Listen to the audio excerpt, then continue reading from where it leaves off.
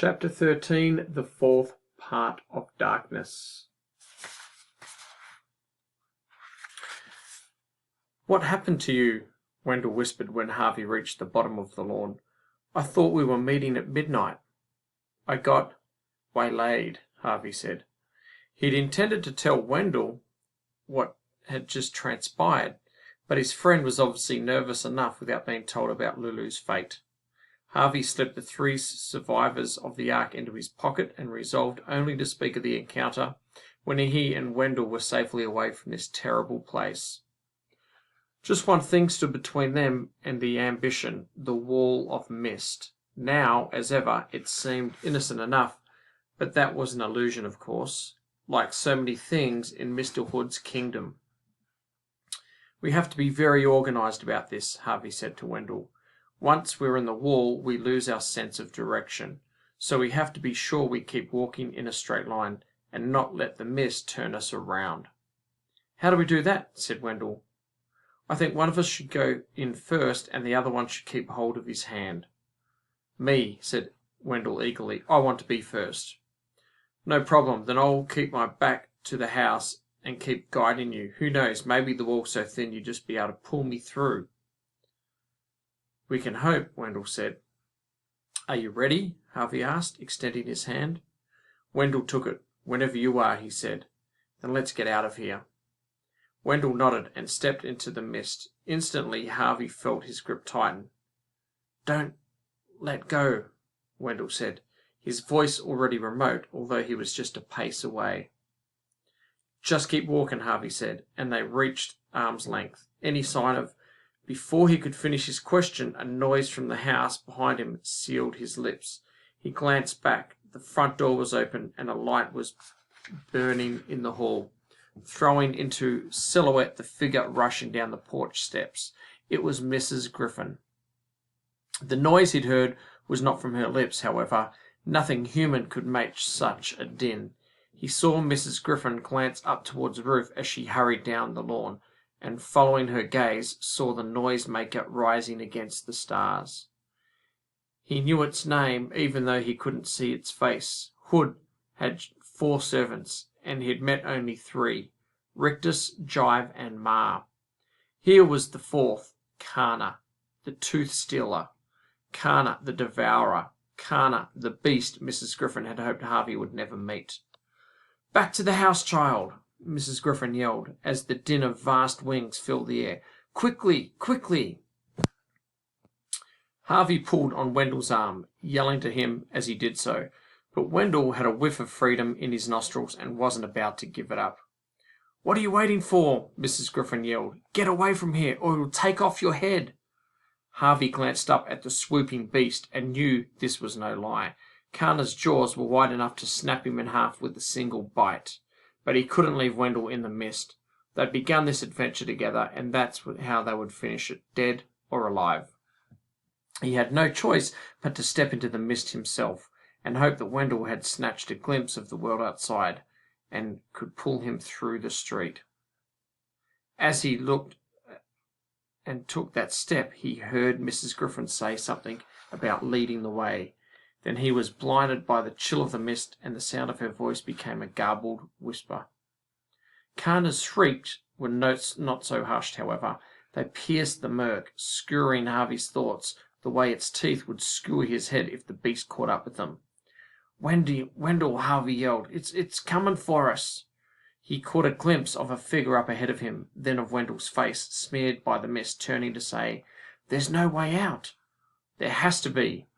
"I can't find it," Wendell said, his reply almost drowned out by the din of Kana's shrieks. Harvey glanced back the way he'd come, more afraid not to know how close the creature was than to see it, however terrifying the sight. A veil of mist swirled in front of him, but he glimpsed Kana's form as the beast descended.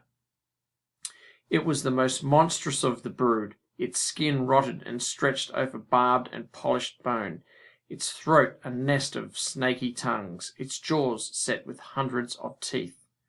"This is the end," Harvey thought. "I've only been alive 10 years and 5 months, and I'm going to have my head bitten off."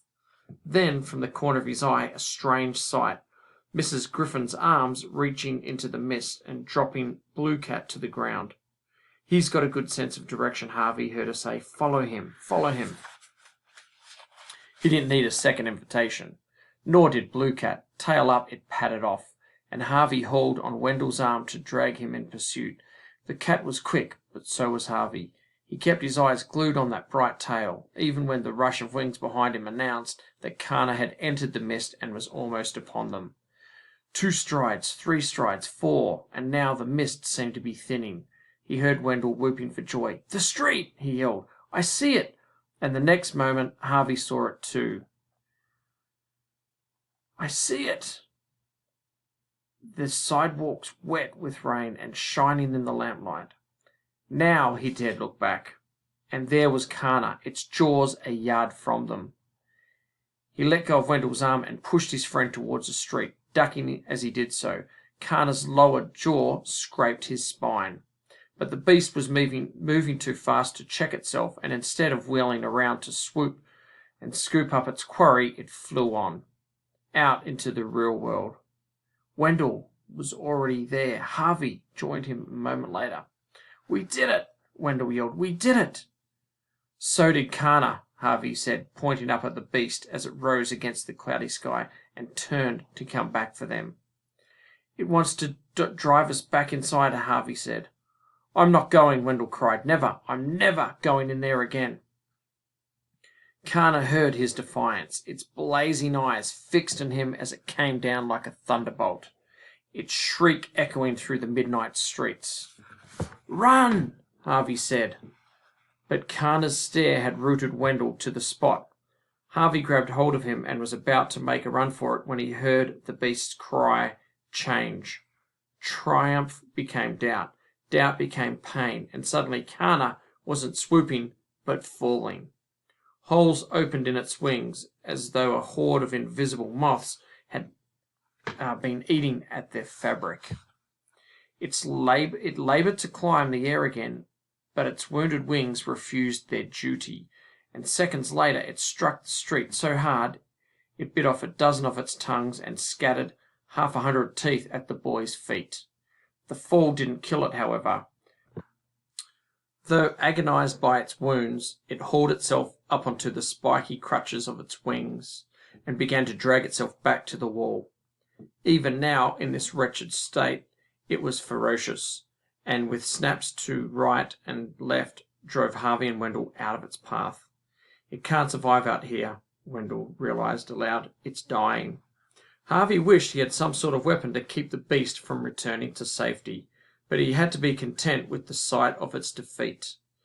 If it had not wanted their flesh so badly, he thought, it would have had come after them at such speed and brought this pain and humiliation upon itself. There was a lesson there, if he could only remember it. Evil, however powerful it seemed, could be undone by its own appetite. Then the creature was gone, a curtain of mist drawn over its retreat.